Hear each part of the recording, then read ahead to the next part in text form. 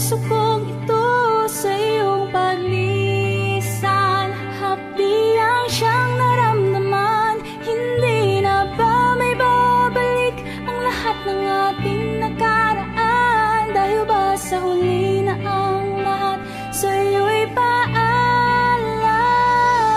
Sa pagkawala ng relasyon na aking iningatan, na ngayon ko lang naramdaman at aking naranasan. Nung umibig ng lubos at ibigay ko ang lahat, tinatanong sa aking sarili kung hindi pa ba sapat ang lahat ng ginawa ko para lamang sa iyo. Bakit kailangang mangyari pa ang mga ganito? Pilit na inaalala mga bagay na nangyari sa aking puso at sa isip. Kalungkutan ang naghari at naghiwalay tayo na di man lang nakapag-usap. Hanggang sa huling sandali wala nang pangungusap na lumalabas sa labi mo, na gusto kong malaman kung bakit nagkaganto at bakit mo ko iniwanan. Dahil ba sa sabi-sabi at mga bali-balita, di mo na ko tinanong at tuluyan kang naniwala. Sinira mo ang tiwala at ako'y tinalikuran. Bakit kailangan kong masaktan sa iyong pagisan? Bakit ba kailangan na masaktan ang puso kong ito sa iyong paglisan?